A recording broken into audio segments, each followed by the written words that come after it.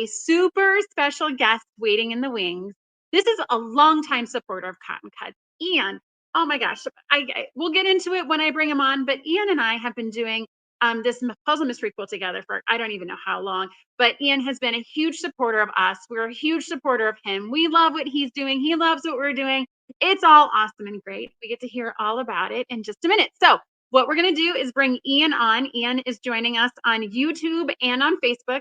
Time out before we go much further. I always forget this part. Like, you guys have to accept the terms and conditions to be able to comment so we can see who you are. We've got a ton of people queuing up over here. Ian, I don't know if you can see the comments. They're all talking about how much they love you. So Ian, join me over on the Instagram. Let me see here. I think I have to do this and invite you and hit the volume because it's going to be really gross for us. Oh, 2 seconds. Yes, same thing. It always happens this way, and I think we might be good. How's that? I think we're okay. Do we have can everyone hear us on the Instagram and not have an echo? Hi, everyone on Instagram. All right, I think we got it. So I love it. It works with the best people. All right, so Ian, welcome. Thank you so much for joining me this afternoon. It's been like since November since we got to see you. I love you so much. I cannot believe it's been that long since it has been a hot minute since we saw each other. I apologize. My iPad is literally slipping through the holder. So you might see me reach over this way every now and again because it looks like Instagram wants to jump onto the tabletop for a moment. Okay. Every now and then, like if you're watching one of our lives, you'll see my arm like wave frantically behind the table. It means I'm trying to communicate to those people over there. That's how the secret sauce is made. Okay. At least it's not wobbly poles this time.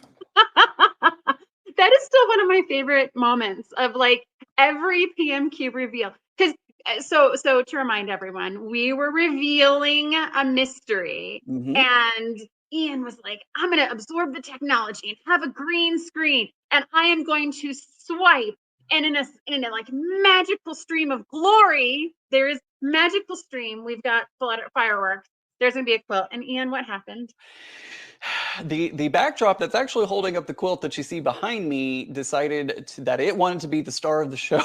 And it got, as I was revealing, the coat hangers that I use got stuck and everything just came tumbling down and, live television. I mean, live television. So they say never put kids and animals, never put props with clothes hangers and expect green screens. I mean, but it was funny. It was worked. The quote was amazing and the show went on. Yes, it did. Ian, okay, we're going to start with my favorite first question for everyone. Absolutely. Give me the origin story. How did you get into quilting? How did you get into the YouTube space? Tell us the beginning. All right. So it started back in 1986 when I was born. No, I'm just kidding. I'm kidding. Wow, I'm kidding. Okay. Oh my God. Okay. I've never had to tell someone to like, let's abbreviate that a little bit. Okay, let's go. So my journey for quilting actually starts back with my aunt. She made me a Harry Potter quilt when I was in middle school. And I literally loved that quilt to death. I slept with it on my bed every single night forever and ever. And about the time that I was in college, it literally started to fall apart. And people use literally wrong. They're like, oh, I literally fell down the stairs. No. I literally made it fall apart because I loved it so hard. So I asked my aunt, I was like, hey, can you make me another quilt? And she said, no, but we'll make one together. So we went in and we made a quilt together. And that's kind of where my love of quilting and quilts started. And then I've been continuing on ever since. It has been a fun journey learning about all different things and getting into the quilt guilds. I'm a member of the Fort Worth Modern Quilt Guild and learning about all of that. And then also getting to see the National Modern Quilt Guild and all the quilts that are amazingly produced and created and entered into the show, which unfortunately they didn't want my quilts this year, but maybe next year, QuiltCon rejects are some of the most amazing quilts I've ever seen in my entire life. So they are. You were in fantastic company to be a QuiltCon reject. Don't be sad. Hold your head high. That's a good one. I definitely am. And I definitely agree with you. There are some amazing quilts that if you use the hashtag QuiltCon Reject on Instagram, you see the parade of beautiful quilts and it's always such a mystery as why they didn't get into the show, but it in its own self is a beautiful show as well. All right, so tell us, what was that? So I love your aunt's approach, right? The like, you can lead a man to water, but you can't teach him to fish, right? So tell us, what was that very first project that she taught you to make? So we did a very simple one. We literally just kind of started collecting Disney fabrics because I'm a huge Disney fan, Mhm. love Disney World, Disneyland, anything Disney, and I wanted it to be Disney related. So we collected a lot of different types of Disney prints from Joann's, and we just started making blocks, just square blocks using the Disney print fabric. And then I wanted to kick it up a notch because I have a Cricut and I have to use it whenever possible. And so we went in and we started doing solid fabrics and putting Mickey Mouse head silhouettes, I can't even talk at the moment, That's over okay. those solid prints. And if you go into my Instagram or any of my social media, and I actually talk about this quilt on a video as well, Mhm. we went in and did some applique and just kind of zhuzhed it up a little bit using those materials and the Cricut. And I forgot, you asked how I got started here on YouTube, and I actually started off as a paper crafting channel. I did that for a long time and I met some amazing paper crafters and enjoyed that. And then my taste and my preferences and just my interest changed. You know, Marie Kondo always says, if it doesn't spark joy, let it go. I didn't say that right, but we'll go with that. Yeah, That's how she close said it. enough, close enough. Um, Running back, it's good. but she you know, that kind of, it just doesn't spark joy for me anymore. Kind of started morphing into working on more quilting and sewing projects, and honestly the Puzzle Mystery Quilt is one of those things that kind of helped me make that leap over into the quilty world. Or I remember, so I found your channel and I had interns working for me at the time. And I was like, guys, check out this channel. And they're like, well, he was huge in paper crafting, but we're quilting. Like, it doesn't make sense. Like, you had these huge paper crafting videos. Like, if you guys look at Ian's channel from a long time ago, I mean, like hundreds of thousands, like huge paper crafting videos. And then you took a little break, and I was like, guys, I think he wants to get into quilting. Like, this might be a great, like, let's just try it out. He's so talented. He can obviously get people to his channel. Let's see, kind of, let's give him a quilt and see what happens. And it was amazing, Ian. Like it's the perfect kind of sweet spot for us, where there's someone who's looking to grow their channel and is highly motivated and has good content that's very aligned with our core values. Like, all boats float together, and it has been an amazing partnership. I remember you were president of the Dallas Fort Worth Monarch Quilt Guild. That was, you were very, that was a subtle little slide in there. You're like, Yeah, I get into quilt guilds. You were president, bro. Like, I you was. were the head show of the quilt guild. I So I was mean,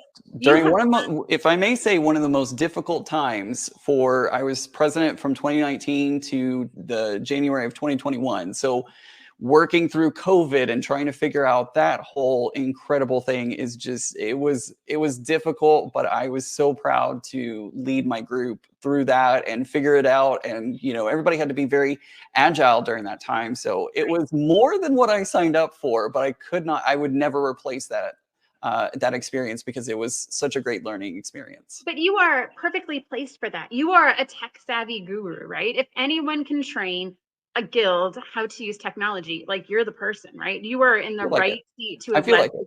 Tuss Yeah, toss. like, I can do Zoom with the best of them. Yes. All right. So, seeing how you're super tech savvy, like, you're always like, one of the blogs you did for us was including lights in a quilt, which is awesome and amazing. So, Mhm. tell me about some future looking trends you see in quilting, right? Where do you see the puck going? Where are the cool kids going to be? That is a very good question that I've actually kind of talked a little bit about with some other quilty people in the community, and there was a proposal for a panel in the future. There's a lot coming up on the horizon, and you're right. I did kind of start dabbling in kind of tech and quilting. In fact, my one of my first entries into a quilt show was a conductive quilt. Mhm. It used your body to complete that circuit and play music. And it was, I have to tell the story really quick because it was Please do. hilarious. The judges, when it was hung up on the wall, it wasn't connected into, you know, any computer or anything at that time. The plan was we would move it to the booth at the time of the show, but it was going to get judged like all the rest of them. And on the response sheet where you got the notes from the judges, they said such a unique applique added in the corner of the quilt, which was the computer board, which helped make all of it work. So they had no idea what they were looking at. And I Right. really, that's one of the things that I would love to do more, is bring that technology and bring tech into quilting, because there's so many applications for it. The world is there's no limit for it yet. Where I see things going right now is AI. Like every Right. other industry, Yep. AI is where it's going to be at for a little bit. And I have seen a post on Facebook. In fact, I've seen a couple of posts on Facebook of AI generated quilts, in the fact that they pull and create a picture of a quilt, and you can't quite tell if it's real or not unless there's signs, trust me. If they have 4 fingers or like 3 or 12, then you know it's AI Oh, generated. yes. Yeah, yeah, for Still sure. working on it, you know, Yeah. whatever, it's fine. Yeah. But it's very interesting to see those AI generated quilts, because I can absolutely see somebody taking that as inspiration and using that to create an actual quilt from that design, almost in the way that Libs Elliott, if anybody's heard of her, I don't know if anybody's ever heard of her. She's very, very famous for her quilts, because she actually uses code to generate quilt tops. And she was kind of ahead of the curve. She kind of started looking at how can we use technology to create quilts. And I got to hear her. She came and talked to our quilt guild. She was amazing to listen to, and just hearing her story and how she got into what she does was amazing. But hers is a little different. It doesn't quite use AI. It just uses basically random generators built on the computer to form those quilt tops and create the picture that she can then follow and use to create a quilt. And they're always stunning. I love her work. She's amazing. I don't know where else things are going, but I'm also hoping for maybe in the future sensors being in quilts that can help us, you know, track our health, see how we're doing on things. I know another way I'm using it is to track my quilts as I'm shipping it to shows. I actually Right. will hide the air tag behind the quilt label, so that way I have kind of a better picture of what's going on, and if that shipping company is really being truthful of where it's at. Oh my gosh. Okay. So there's like 17 things I need to unpack from you. Like, I don't think you took a breath. Okay. So, the concept of quilt as an experience, right? As an art experience. I am used to, and I know a lot of people are, quilt shows where the quilts hang on the wall and you have to have the white gloves to be able to Mhm. flip them over and see a quarter of the back. And I think we live in this world where high quality quilts are ones that you just look at. And I Yep. love the concept of it being an experience, right? Yep. There's an immersion element to it, right? When you walk in a museum, it's not just paintings on a wall, there's sculptures and there's all sorts of three-dimensional displays. And I feel like that is a missed opportunity for a lot of guilds, is that they prefer the, white glove. I need to look on the back of my quilt and it's very static. And to your point, they don't know how to judge a three-dimensional piece of artwork, right? Correct. I am in a modern quilt guild, and the concept of a quilted jacket is seen as traditional. And I'm like, oh my God, you guys, like, look at the runways. Yep. And these are like experiences, and they're three-dimensional and they come out at you. And I think that there needs to be some shifting in how we evaluate quilt as an art form in order to be able to encompass new definitions thereof. Absolutely. I think, and especially because like you talking about that experience and wanting to have that experience with a quilt. Another idea that I had is I wanted a quilt to react depending on how close people got to it. So the closer you got to it, the more it lit up and did things. Still working on the idea, need help with it, but that's, I want it to be more of an experience and have that interactivity, because I've come from the museum world. I know, a lot of things about creating interactive elements and creating these interactive experiences. And I would love to see that move over to quilting as well. Right. And I love bringing AI into quilting as well. So we have this super talented kid at WashU. He's an up and coming quilter. He's been like displayed on national tours, and he uses AI to generate quilt patterns. And he's looking at the juxtaposition of software and art. And I'm always impressed with the number of people I talk to in these interviews that are scientists, that Mhm. are engineers, that are computer science, computer engineering. And it's interesting because people think quilters are just women that sew blocks together. And it's like, it's so much more than that. I call it Absolutely. textile engineering. It is closer to engineering than it is to crafting. And I love the technology and the science and the rigor that comes with the quilting process from the beginning to the end. From Yeah, the design through the finishing, it is truly, truly an engineering to scientific form. Lift up your absolutely. eyes. Yeah, sorry, the iPad is like getting ready to slip down. But yeah, Yes. no, it's true. And there's so much that can be done. And so like everyone feels like, not everyone, but there are people out there who say, oh, every pattern's been made, everything's been created already, but there's still so much more possibility out there. Well, I mean, I'm reminded of, the head of the patent office in 1900 saying everything's been invented's been invented. Like, oh my God, 124 years later, and look at all the things that have been invented. And I feel like anytime anyone says something like that, I'm the type of person that takes it as a challenge. Like, I'm going to prove you wrong. Like there's so much out there. And Yeah. whenever you have human creativity, I mean, AI has its place. It's a tool. It will never replace artistic human creation and Yes. our ability to really put things together in an aesthetically pleasing fashion. Yeah.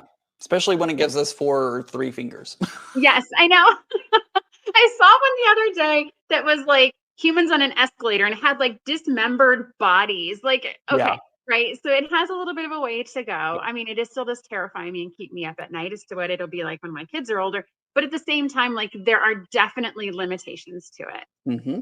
Right. No, Absolutely. I love this concept of putting a tracker on a quilt that you ship because I've heard, we've shipped quilts everywhere. Hmm. I've never thought to put a tracker in it, but this is an amazing idea and concept. So how did you come up with this? Was this like your own creation to do Oh my this? gosh, I wish. No, not even close. I have to give full credit to my quilter. She was like, "Oh yeah, I put air tags inside my," because she had one that traveled across the country. It was a part of one of the shows that goes to many different cities.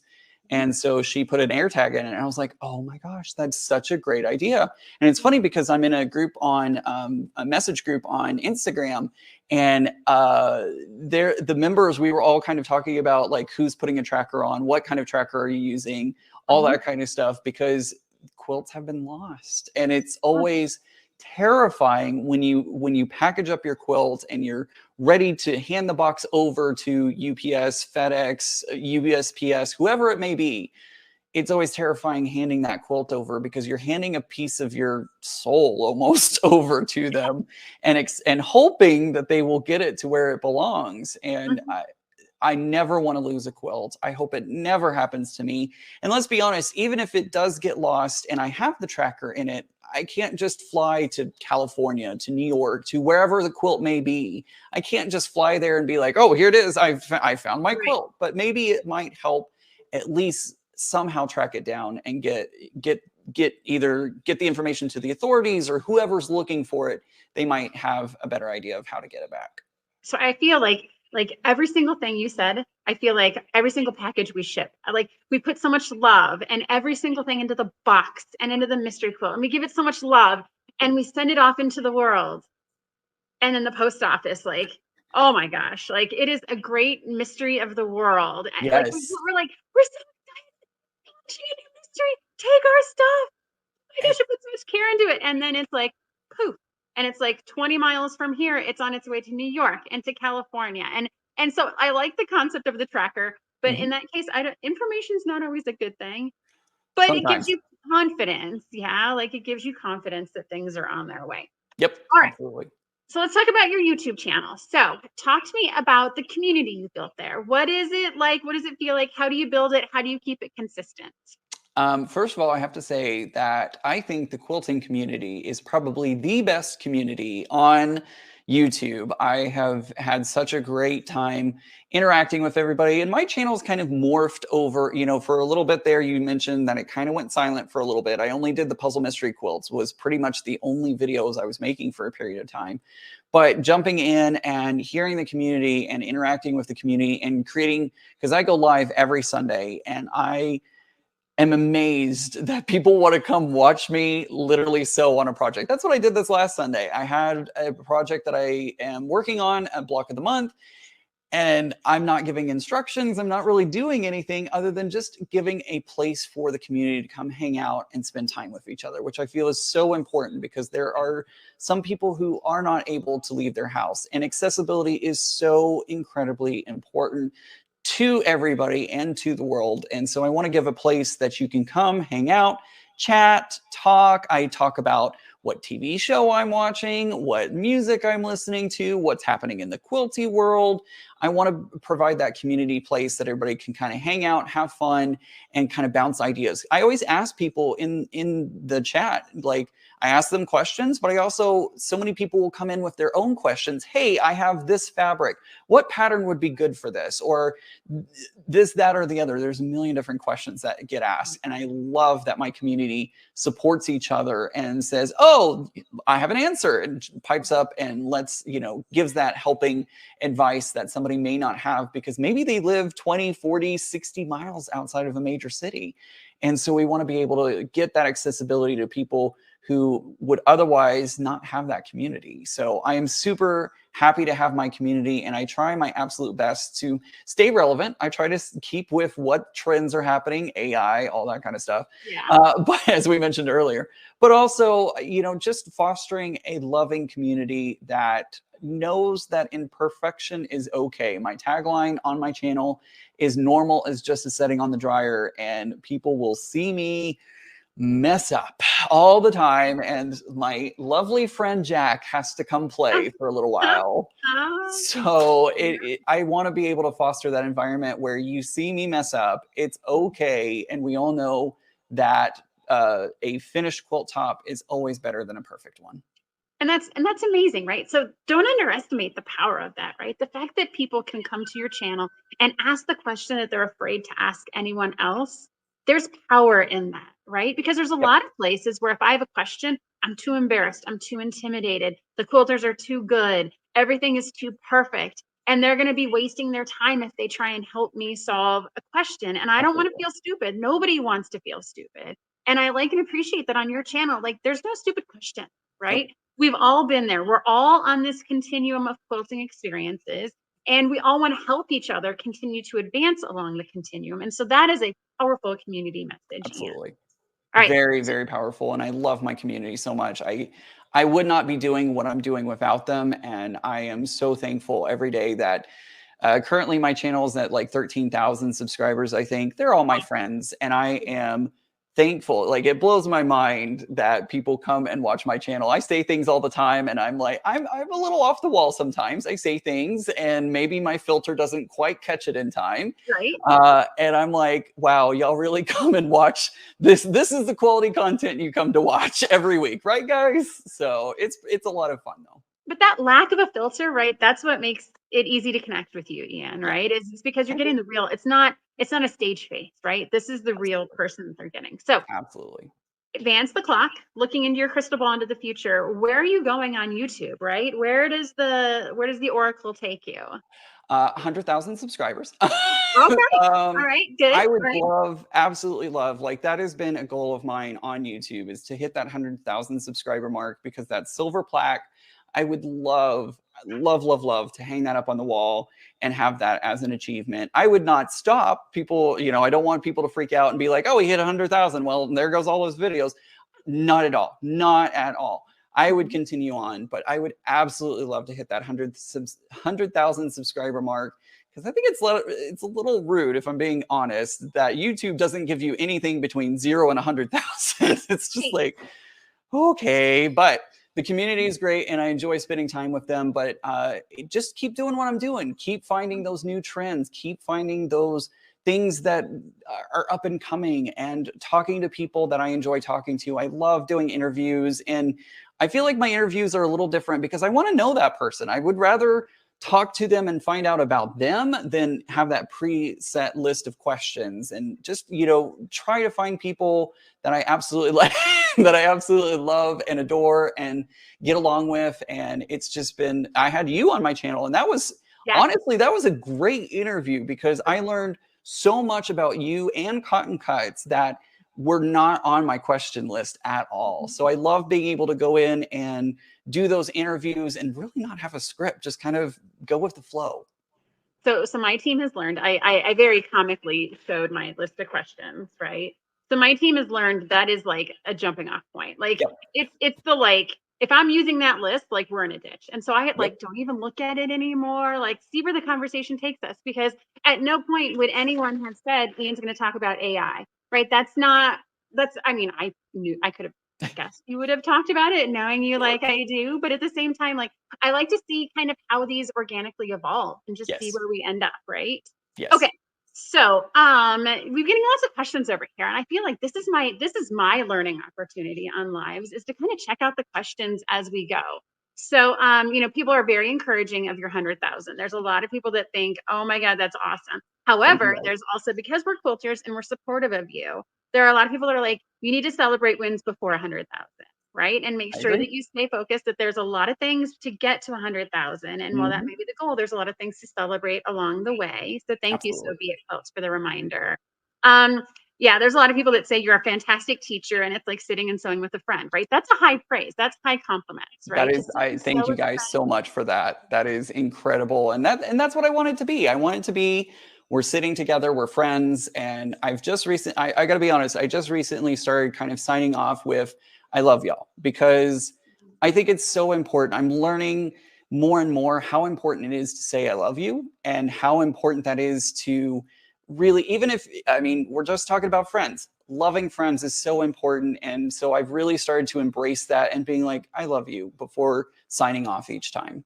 That's amazing because I think we're in a phase of the world where the social constraints around I love you are coming down. It's not just something women say to men, and it's not just something you say to a spouse or Yep. a mother or a child. That it's definitely something I am in a group where there are 6 men and 2 women in a business group. And the number of times that I see the men saying I love you to each other or like us saying, and it's like we love each other like siblings, right? Like, Yes. and it's I feel like the definition of a sibling and the definition of a close family is changing to where Mhm. things like I love you have a bigger definition than my immediate family and things Yes. that I have given life to. And Absolutely. I think that I like it and I love it and I appreciate it because I feel like it makes everyone feel included. Yes. And it's definitely an inclusive message that I love you, right? And we can love each other in a non, like marital way, and it's absolutely a-okay, right? We can love and Absolutely. appreciate each other without actually like all that other stuff. So yeah, Absolutely. And I love that I love that men are becoming more comfortable in saying that to other men. Like it is so like I hear it and it's so great to see the direction that we're going in and I hope it absolutely continues in that direction. I agree. I think it's fantastic. All right, so talk to us about your puzzle mystery quilt experience. So eons ago, you started doing puzzle mystery quilts. Tell Yep. us all that good stuff. This is so Tree of Life. We just started Tree of Life, and I got to look at my notes really quick because I'm losing track of them at this point. I've done so many that I'm now starting to lose track of them. Tree of Life makes for 10 puzzle mystery quilts that I have been going on, which is Okay. almost as long as y'all have been going. Yes. Just I think we're on 15, 16. Someone else has that information. I think. Yeah, we're 15 or 16 along. Yes. yeah, Okay, 10 is huge. It is incredible, and I never thought that. First of all, I have to say thank you from the very beginning because I was working on. Oh, I'm losing track of them. Hold on, I was working on Cosmos. There it is. I was working Cosmos. on Uh, Cosmos what back was the in the yes. fall of 2019. That Mhm. was the one that I kind of started, and you saw my YouTube, and you saw that I was going live and working on those clues, and you were like, "Hey, what about an ambassador? Would you?" And I'm like, all right, sure. Let's see what this does. Let's And try it. I could not have imagined the journey that I've been on. And it's just been such a great one. So again, thank you. I always try to thank you. Thank you for believing in me and helping me get started in the puzzle mystery quilt. And I could not imagine my quilty journey without it. But Tree of Life has been amazing, and that one we are getting started with. I have to say though, I feel like I'm getting closer and closer to figuring them out because you remember last time during Village Green, I was Yes. that far You off. were this close. I Yes. was Mhm. so close, and my Mhm. experience with them, I feel like I keep getting closer and closer into figuring out what they look like. So be on the You lookout are for Carnival. super dangerously close, It, right? So this is part of the fun things that we've added with you is that can Ian guess the final layout? And so mhm. we've been doing this 15, 16 times, 2,000 people every time, like it's huge. And I think in all that time, you were the only one that's ever gotten really close. I think one other person got really close and posted in the group, like, take it down, but nobody really gets it at the end and you are Yep. dangerously close. However, right, we have been doing a lot of medallion-based designs around the Mhm. center that explode out. There could be some potential this way and that way action coming around where it's more block and less modular, less Oh, medallion-based. all I'm just saying, right. I'm just saying. I'm gonna take that information. I'm gonna store it away, and we'll see what happens with it. Because I definitely am starting to prepare at For looking at carnival? carnivals. So Yes, we'll yes. see how that one turns out. I have some Okay. ideas. I have bought Mhm. my extra border fabric because you know that I like to customize my quilts by Yes, creating a yes, border onto them. I can't let me. yes. That's San Marco, yeah? That is San Marco. So I Yeah. do like to add, there we go. I do like to add some extra borders because yours, the quilt ends in over in here, but I'm a big person. I'm 6'2". I like to have a big quilt that I can fit under. I like a big quilt and I cannot lie. And so Kim, I'm gonna break you during this live. You are gonna be on the floor in a moment. Anyways, Keep going, this is great.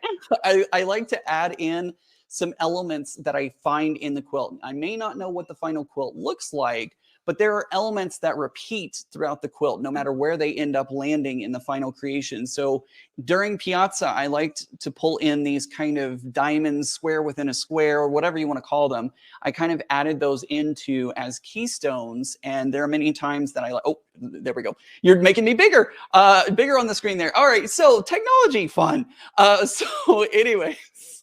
So anyways, I like to customize my quilts and make them my own, even just if it's a small little detail that I can think of that makes that quilt mine.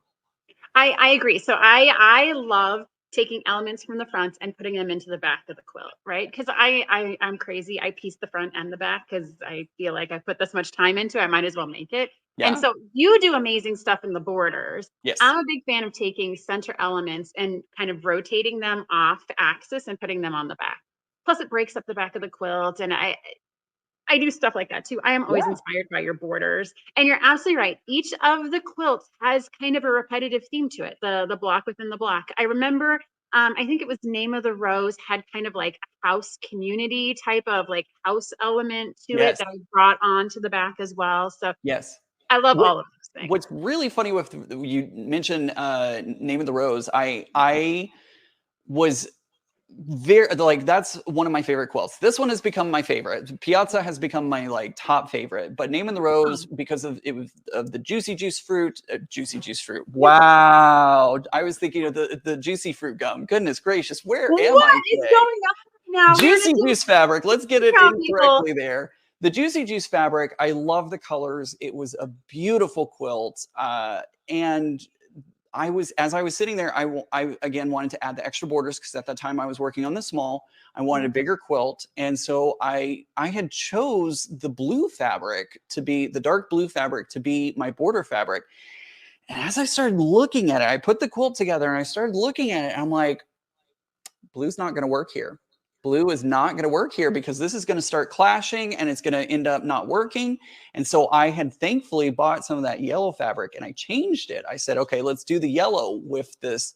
And I'm glad I did because that yellow kind of started radiating out from the center. It was beautiful. I love that quilt. As you were describing this, I'm like, I don't remember that quilt having a blue border. I thought it was yellow. Yep. Yep. Oh my gosh, that's fantastic. I love all these ways and that it's a quilt, right? It's a design, but people are able to customize it and make it their own and, take the key elements and add them in different ways. I think it's absolutely awesome and fantastic. So, if Absolutely. there is someone that is debating whether or not to join the Puzzle Mystery Quilt, what would you tell them? Why should they get on this bus? Never do it. Never do it because you're going to get addicted.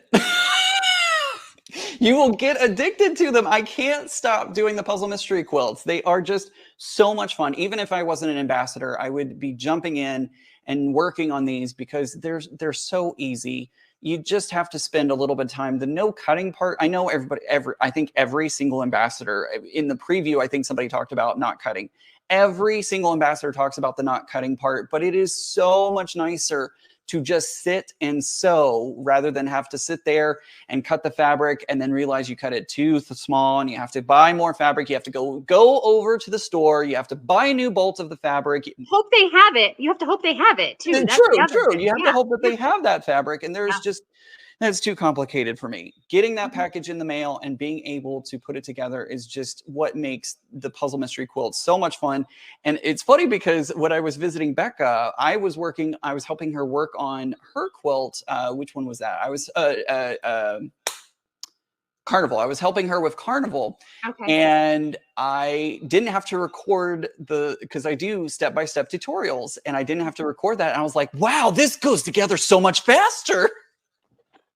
It was so like I don't realize how fast they go together because I am doing the step-by-step tutorial to help everybody with them, but they go together so much faster when you can just sit and sew. And I love that about the Puzzle Mystery Quilts. And I love that you get to customize them as well, because I have seen several people in the secret Facebook group, if you're not a part of that, you should be, that have customized their quilt for Village Green. They actually took, I think it was Begonia, they took some of their Oops fabric and changed the center square into more framing and fussy cutting around the owl. So I love that you kind of get to play with them, even if you're not like changing a whole lot. Just those small little details make that quilt individual to you. Yes, I like everything you just said, right? I love the Puzzle Mystery Quilt because I can just sit and sew, and I can do 3 or 4 clues at a time in a single session. I'm a big chain piecer, and I'm like, okay, these things are just going into my machine, done, and they get set aside. Yep. It is like absolutely just, it's a fun. I can feel accomplished. I can still Yes. sew. It's Yes. not a lot of stress. Like I'm doing this UFO challenge where I'm bringing out these projects. I'm like, there is so much stress in these other projects. Oh my God, I'm never going to make it. But like the PMQ, I'm like, it's easy. The instructions are clear. I just zoop, zoop, zoop, zoop, zoop, sew it away. Even the Yep. final assembly is so easy to follow. Like, I think the hardest part is me making my own mistakes and like turning parts and pieces. But you know what? That's kind of part of the creative process. And Yep. everything we've always done. There's And always, oh, go ahead. And I have to say 2 things really quick. The first one is it is a great way to bust the loss of sojo. It's a great way to have, because I always say when people are like, "Oh, Ian, I've lost my sojo. What do I do?" I always go for small wins. That's whenever I lose my sojo. I want those small wins that I can be like, I put this together, I made this, and usually it jumpstarts that sojo back. And I love the Puzzle Mystery Quilts because it brings community to me. And I would not have known or ever met Becca if it had not have been for the Puzzle Mystery Quilt. So All of that, right? And Becca's awesome, right? Doesn't she is. everyone want to know She's Becca? amazing. Right. And I feel like you're absolutely right. Like I'm at this phase, like if I go into my sewing room, like the idea of starting a new project is like, wait to pick a pattern. I have to Yeah. pick the fabric. But once I sew like a mystery quilt, I'm like, okay, I'm ready. Like, let's keep going. I like this train. Let's keep riding it forward. And it is absolutely amazing. It is a great way to get back into it. Okay. So you are sewing the large radiant for Tree of Life. Yes, I am. So this colorway was not picked by you, as we said in the intro. Becca picked it for you. However, like she played the party line on this one. This is the one I saw coming for you a mile away. So Yes. tell us, how do you like sewing your radiance so far? So far, it is great. I am loving the color palette. The fabric is just beautiful. Once again, Juicy Juice fabric. Chef's kiss. They are just so beautiful and they are so radiant. See what I did there? See what I did there? I like it. I like it. I like it. I like it. They are beautiful, and I'm loving how Clue 1 came together. And I just got my box today. We were talking about shipping just a moment ago. I don't know where it's been hanging out for the past however long it's been there, but it just got here today. My shipping just changed, I think yesterday and it appeared today. I don't know. I I say don't know these these things. things. I say these things like, guys, it might not get scanned until it gets to you. And you're an example of that. It didn't get Yeah. scanned until it got to you. And I'm like, oh, Yes. Yeah, and I see so many people in the group. They're like, "Oh, my package. Oh, it's not here." Oh, and I'm like, I almost guarantee you, the moment it shows up, it will not the moment it shows up, but you will get notified like right before it shows up right. because I don't know what the post office is doing with them. Granted, I fully respect the post office, and they're very hardworking people, but sometimes it's just like, where did this go? Right. Well, and someone commented a little bit ago, I saw a comment that, there's someone in the postal service that is making beautiful quilts with our packages. That's a funny idea. I remember there was one year and we were starting a new mystery and an entire like poly bag of clues just disappeared. Ugh. And it was like 3 different colorways. There were like 115 clues. And I know they were all in the same bag. The people that packaged them were standing right next to 115 clues. Poof, gone. And we replaced all of them because we've tracked them all down. We replaced all of them, right? We made it all right with everybody. And I'm like, that person at the post office that just like slung the bag over their shoulders and walked out with it. I mean, it might not, someone might have taken it off the dock, right? Who knows? Who I knows? literally was searching in the ditch outside the post office for 3 weeks. Like, surely this bag rolled down the hill into a Right, ditch right. somewhere. Like, you I never know. have to ask, when you go to the post office with all these packages, do the postal workers just kind of go, "Oh, here's Kim again"? Well, our postal people at our local places where we are amazing, and they are super nice. And Jermaine is our carrier, and he's constantly he was featured in a reel a couple weeks ago. Paul is very proud of it. He loads the truck up. They fill up so much stuff in the back of the truck. Occasionally, when we're like, we need to get these out, we'll take them in our own personal cars and we'll fill up the loading dock. But our carriers are amazing. We Awesome. tell them like, hey guys, we got a Clue 10 shipping, and they'll bring that supersized USPS truck. I've never seen this truck before. I've seen it a couple times since, but they bring it up and it's got like shelves on the inside and they just load it full. And I'm like, oh, my heart is happy. That is a lot of stuff leaving us and going to Yeah, its rightful owners. And yeah. so, the mail is working as hard as they possibly can with Yes, what they they've are. got. And so everything will get there eventually. And it's hard to like, I see a lot of people like it's Clue 1. But I'm like, guys, it's a marathon as well, right? Yes. So like you might be struggling to get your Clue 1 now, but like Clue 10, that's the big one. That's the Yeah. one you want in your hands right when things happen. So Yep. yes. Yeah, yeah, yeah. All Absolutely. right. So Ian, how can people find you? How can they hook up with you after all this shenanigans? Absolutely. I hope if they are not familiar with me that they will check me out over on YouTube, Off Kilter Crafter Ian on YouTube. I do a live show usually every Sunday. I try to schedule them every Sunday, and I'm getting ready to do a sew along. So if people are interested in a sew along, they should check that out. And then I am less active on Instagram. I'm a really bad social media person because I'm like, YouTube is pretty much it. And I sometimes will post random things on Instagram. It just depends on how I'm feeling that day. Mhm. So make sure to check out both YouTube and occasionally Instagram when I decide to post something because I'm like, oh yeah, I haven't done anything over here. I should do something on Instagram for a bit. So that's funny because every time I ask them, I'm like, how do we find you? They're like, here, this. We learned about Discord and we learned about Twitch from Becca and Discord from Sean and like all these other places. And everyone has a podcast. And I'm like, I can barely keep it together what I've got on my plate right now. So Yep, I that is literally me. That is literally why I do not have 25 million different social media apps and tweets and things. I do have a Facebook page, but I literally it just flows over whatever I post on Instagram on Facebook. I'm so bad. I'm really bad at this. I should get better at this. him is like this guy again. Oh my God, he's just cross posting stuff. Like we already Pretty saw much that on the Instagram. We don't need it on the Facebook. guilty All as right. charged. Guilty as charged. So this week we are starting to ship our spirit kits, and you are doing a spirit kit, and you're going to get that package. It's going to come to you and hopefully arrive in 2 days. It could take 10. I don't know. Who But knows? It what may are go to you? Hawaii first. Who knows? Can I Maybe go it's to going to Hawaii? maybe it's I going want to to go on the Philippines. trip with that package. I know, right? Right? Can I just shrink down and go with it? So tell us, what colors did you pick and why? Okay, so yes, you are launching the Spirit quilts, the Mhm. Spirit kits, and I'm super excited. And I chose gold, and I can't remember the specific red. I know it has a red to it, but I chose those specific colors not because I'm a, what was it, a Chiefs Taylor Swift's boyfriend fan. I chose it. I chose it because I am a Gryffindor. I've always taken every quiz I've ever taken for which Harry Potter house are you in. I've always got Gryffindor, so I wanted to Oh, do wow. a Gryffindor, which I think is a little different than what people may originally think for the Spirit Quilt, because they're thinking high school colors, college colors, official sports ball teams, yay! Um, but I Yay! wanted to go with something a little different and do Harry Potter instead because you have all four house colors on there as well, so people Mhm. can sign up to do Harry Potter. Which Harry Potter, like that is everybody loves Harry Potter. It is. So I think It that is. is another way to use that spirit quilt Mhm. in a way that you may not think about.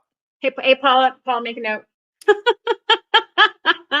No, I love and appreciate that you're a Gryffindor, right? Everyone wants to be a Gryffindor because that's the house. I'm a Slytherin. Oh I'm no! How? My husband and I are Slytherins.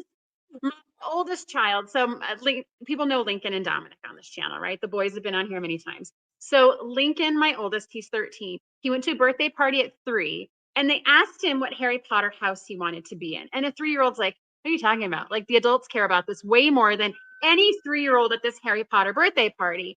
And he's like, well, what do the houses mean? And they said Ravenclaw's a smart kids. And he's like, I'm a Ravenclaw. And Yeah. every single test he's taken since has been a Ravenclaw. And of course, my little Dominic is a Gryffindor. And he, like, you see him take these tests and you're like, he's going to be a Gryffindor again. Yep. Like, we're all of us Slytherins are jealous of the Gryffindor over there that gets to be the hero of this story. Yes. Yep. It is oddly weird how often when I do take those tests that Gryffindor pops up, and I'm just like, all right, that is my house. That is what it will be forever and ever. And when I go to Harry Potter World, which I did, I will be masquerading as the Gryffindor that I am, because I am perfect. No, just kidding. I'm kidding. I'm kidding. I'm not evil. I have all the other Slytherin traits, just the not evil. You're a tricky Slytherin because you always work on these puzzle mystery quilts, and you hide those secrets, and that's why you're a Slytherin. I'm deducing, yes. Okay, so you're going to be sewing your Gryffindor quilt on a co-joint broadcast with Becca. Do I have that right? I'm sure I'm going to be doing something somewhere. We haven't discussed the details, but I'm sure that at some point Becca and I will be sewing it. I'll probably be sewing it on a live Sunday. It's one of those projects that I can kind of put onto the rotation and just kind of see where it lands and see what happens. Perfect. So I did the Kansas City Chiefs one, Yes, you did. who wore it best. I made that one. The quilt is super easy, guys. It is literally like just like sit and push it through the machine, and before you know it, you've got this like super fantastic, amazing large quilt. I loved it. It's really easy to do, and so Ian, I think you're gonna love just kind of weaving it in wherever you feel like it. I'm kind of excited because I'm also, I have to customize stuff. So I'm already kind of brainstorming on how can I customize this. Now, I designed that quilt, man. You can't change it. Oh, heck yeah, I can. Patterns are just suggestions. True story. I'm sure when I write the pattern, it'll have all sorts of caveats. Like, feel free to modify. Here's some alternate layouts. Here's some adjustments you could make. But I really liked it, showing it per the pattern, because all my seams nested and it fit together and all my points were perfect. And so take it with a grain of salt. If you modify said technique, you might end up with some wonky sauce junctions, but that's okay because it's your quilt and you are allowed to do whatever you want with it. And it's going to be an awesome Gryffindor quilt. I can see the steam coming out of your ears. He's going to do what? No. When I design these things, it is for you to love and me to appreciate the fact that you took an idea I had and made it better, because no idea is perfect. And so I love seeing people's different interpretations of all these things we put out into the world. So with that, it has been lovely chatting with you, Ian. It's great catching up with you. I appreciate you spending the time with us. It has been absolutely joy and amazing. Everyone that's been leaving comments has been loving you guys as well, loving you as well. Thank you. And cut. Thank you so much for watching our video. We have so much fun making these, and we hope that you were both delighted and inspired by what you just watched. This video was sponsored by Cotton Cuts. Cotton Cuts is your one stop for all the best fabric and thread memberships. Love fabric? We've got you covered. Love thread? We've got you covered. We get that no two quilters are cut from the same cloth, which is why our memberships are as unique as you. We also have the largest block of the month in the world. Over 4,000 detectives solve our puzzle mystery quilts every year, and you can join them. Simply go to cottoncuts.com to learn more about all the awesome and fun things that we're doing. And don't forget to hit like and subscribe to make sure you get all of our new fresh content every time it comes out. Thank you so much. Happy sewing enthusiasts, and we will see you soon. Bye now.